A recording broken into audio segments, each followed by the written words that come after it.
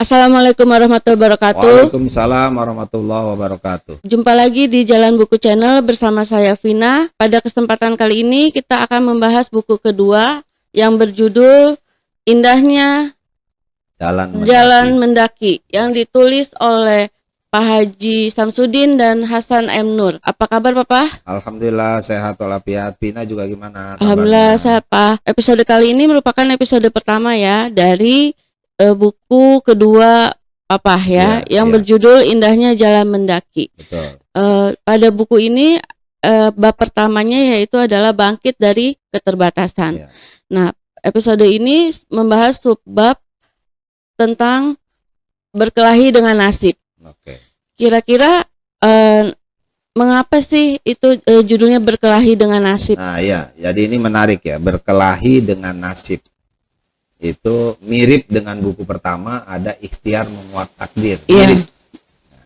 Karena kita bicara dari bangkitnya dari keterbatasan, maka yang pertama dibahas itu adalah berkelahi dengan nasib. Nasibnya itu seolah-olah gitu ya, pada waktu itu kami ini kan hidup di keluarga miskin, bahkan sangat miskin, ya kan? Orang tua jauh di Jakarta, gitu, dengan kondisi ekonomi yang tidak baik, gitu. Nah, hidup dengan nenek juga miskin, tidak punya sawah, tidak punya ya sumber-sumber pendapatan yang bagus, gitu ya. Dia cuma bekerja, ikut orang, gitu kan ya, bekerja di sawah, di ladang dan seterusnya. Jadi nasib apa ya?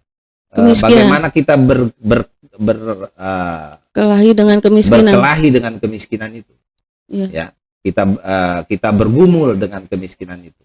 Disebutkan kan di situ kadang sesekali makan juga kadang itu kalau lagi paceklik itu kan cuma satu kali sehari. Yang lain mah makannya singkong, ubi, talas dan lain sebagainya. Nah, yang kedua itu juga berkelahi dengan nasib kebodohan.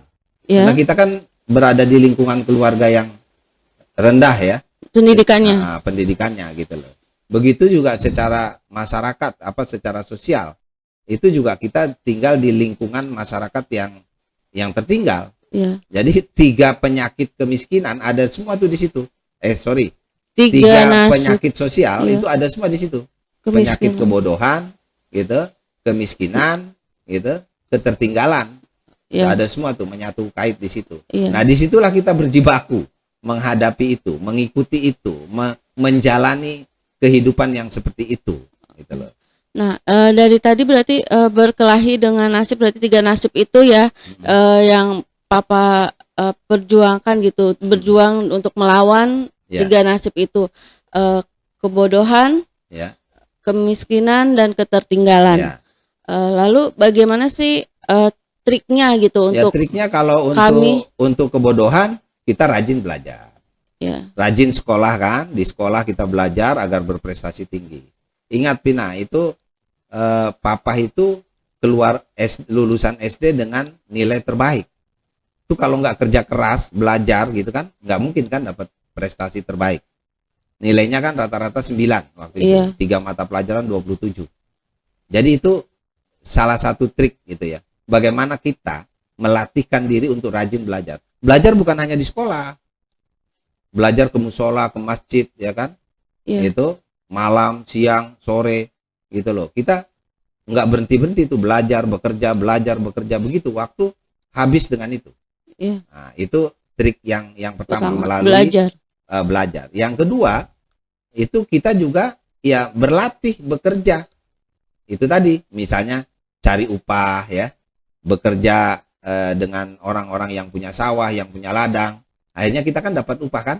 Nah, orang tua dari Jakarta lama-lama semakin membaik, usahanya semakin bagus kirimannya kan? Kita juga yang di kampung semakin bagus lama-lama karena kita bekerja keras untuk bagaimana memenuhi kebutuhan hidup. Berarti yang kedua itu kerja keras untuk melawan nasib kemiskinan.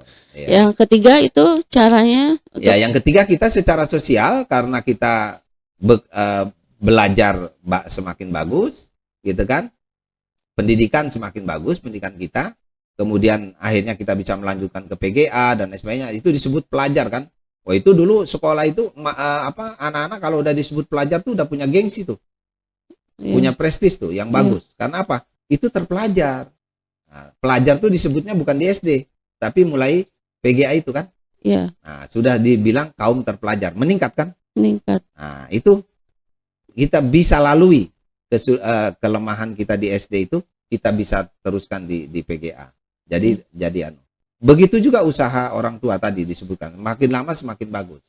Nah, kita juga perannya di kampung, usaha nenek juga semakin bagus.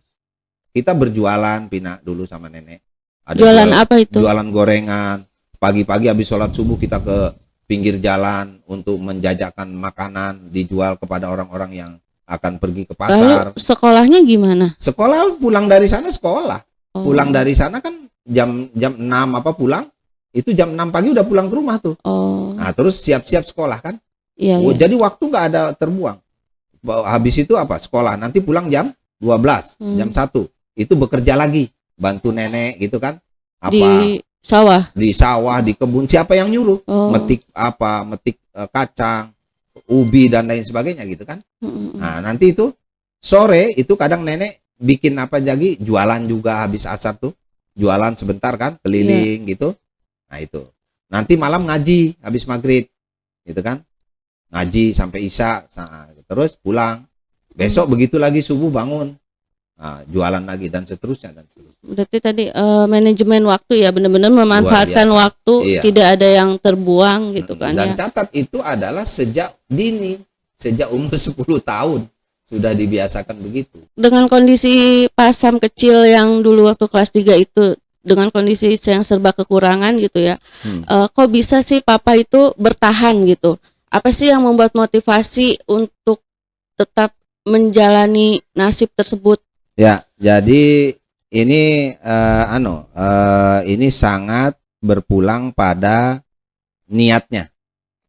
Niatnya itu kan papa ingin agar merubah orang tua itu di Jakarta senang mendengar anaknya sembuh dari penyakitnya, bisa sekolah lagi dan berprestasi sekolahnya. Jadi ada motivasi di dalam diri agar kita berhasil pulang kampung ini, berhasil merubah nasib, gitu loh. Dari nasib orang miskin menjadi yang tidak miskin lagi, dari orang bodoh menjadi tidak bodoh lagi, jadi orang yang terbelakang tidak terbelakang lagi. Itu dengan cara kembali ke kampung, masuk pendidikan. Nah, berarti itu sama aja ingin menunjukkan kepada orang tua bahwa saya ini bisa diandalkan sebagai anak kayak gitu ya, ingin melakukan perubahan kayak gitu ya. Lalu pernah nggak sih Pak ngerasa minder gitu? Alhamdulillah, tarikan ke arah minder itu memang cukup kuat karena papa punya kelemahan di fisik, punya kelemahan di materi, orang miskin, punya kelemahan di pendidikan, baru sekolah SD. Belum tinggi kan gitu kan, jadi belum ada yang mendongkrak martabat kita kan gitu. Ya pastilah ada minder. Lalu pasti ada minder, tetapi lama-lama minder itu kan dilawan dengan apa? Saya tidak ada untungnya minder, saya tidak ada untungnya merasa terhina, tapi saya harus bersyukur, ya kan, dengan cara bagaimana menunjukkan prestasi dan prestasi. Karena dengan prestasi itu yang minder-minder tadi akan hilang. Gitu. Berarti berpikir ke depan terus ya. Terus dan optimis. Ya. Gitu. Lalu mungkin kan saat ini banyak beberapa yang teman-teman mungkin ada di kondisi seperti papa waktu kecil ya, banyak yang punya keterbatasan baik itu fisik, ekonomi gitu kan, status sosial gitu. Kira-kira ada nggak sih pesan buat kami gitu untuk supaya bisa menginspirasi gitu yang ingin disampaikan? Ya, jadi pesan-pesan untuk generasi Pina atau generasi milenial itu, ini yang penting adalah jangan kaget ketika kita menghadapi situasi sulit seperti yang papa alami pada waktu kecil. Jadi kalau ada keterbatasan itu, ayo ada semangat untuk bangkit. Itu yang paling penting. Jadi karena apa? Karena kita harus yakin bahwa dengan kita bekerja keras, dengan kita ulet, istiqomah, jujur, syukur, sabar, tulus gitu, insya Allah nanti kita berhasil. Kita bisa bangkit. Seperti judulnya bagian pertama ini, bangkit dari keterbatasan. Jadi justru keterbatasan itu menjadi motivasi untuk kita bangkit. Jadi jangan kita mengeluh kalau ada keterbatasan. Jangan kita terpukul kalau kita punya keterbatasan. Tapi kita harus mengambil hikmah bahwa di balik keterbatasan itu akan ada kelebihan-kelebihan yang akan diturunkan oleh Allah kepada kita. Syaratnya kerja keras. Syaratnya istiqomah, jujur, ya kan? Tulus, syukur, sabar, dan seterusnya. Jadi kesimpulannya adalah jangan pernah takut ya. Bagi yang memiliki keterbatasan jangan pernah takut untuk mencoba. Yang salah adalah tidak mencoba sama sekali. Dan terus berusaha sambil berdoa. Sekian episode kali ini. Bagi yang ingin memesan buku ini, silakan hubungi Pena Madani atau nomor yang tertera di bawah ini. Jangan lupa like, komen, dan subscribe-nya. Wassalamualaikum warahmatullahi wabarakatuh.